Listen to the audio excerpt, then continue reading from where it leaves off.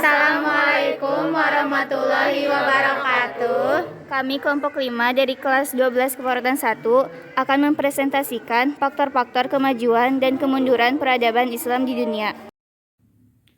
Masa kemajuan peradaban Islam di dunia terbagi menjadi dua, yaitu kemajuan intelektual dan kemajuan kebudayaan seni arsitektur.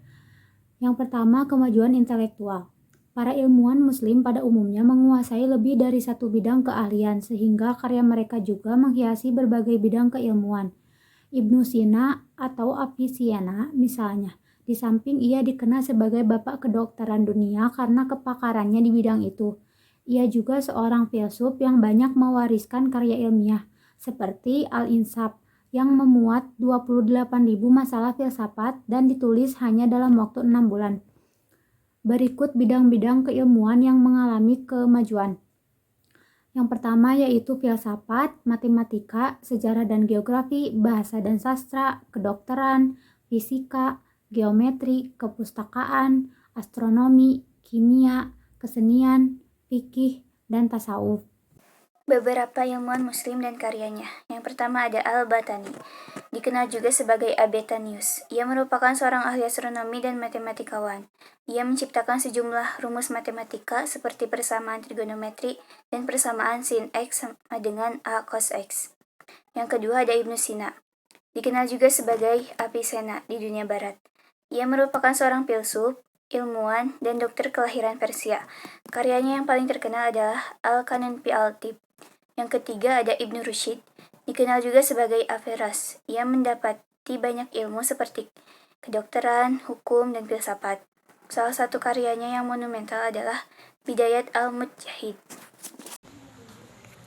2. Kemajuan kebudayaan dan seni arsitektur. Di bidang kebudayaan dan pembangunan fisik, banyak terdapat bukti kejayaan Islam pada masa silam yang mengagumkan, baik dalam bentuk arsitektur, bangunan, maupun kerajinan tangan lainnya. Beberapa di antaranya adalah A. Sebuah masjid atau museum terkenal dengan nama Hagia Sophia. Asalnya adalah sebuah gereja yang bernama Hagia Sophia yang dirubah menjadi masjid ketika ditaklukkan tentara Islam. B. Di banyak negeri Timur Tengah masih dijumpai kincir untuk menaikkan air yang dibangun berabad-abad yang silam. Kincir-kincir ini masih berfungsi hingga sekarang. C. Di beberapa kota gurun pasir juga masih dijumpai sistem distribusi air bawah tanah yang disebut tanah. D. Masjid Sultan Ahmed yang berhadapan dengan Hagia Sophia dan merupakan ikon Istanbul. Masjid ini dibangun pada abad 6. Di India, meski sejak penjajahan Inggris warga didominasi beragama Hindu, namun sebagian besar bangunannya bertekstur Islam, termasuk Taj Mahal 11 Masehi dan mempunyai 6 menara. Masjid ini juga telah diuji tahan terhadap gempa. Di Spanyol dibangun dam-dam, kanal-kanal, saluran sekunder, tersier, dan jembatan air, sebuah sistem irigasi baru pada masa itu. Di antara bangunan megah yang lain adalah Masjid Kerdora yang kini menjadi katedral kota Al-Zahra. Yang selanjutnya adalah G. Di Cordoba juga terdapat sekitar 900 pemandian. Di sekitarnya terdiri perkampungan-perkampungan yang indah.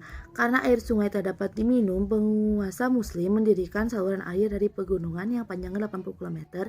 Selanjutnya adalah H.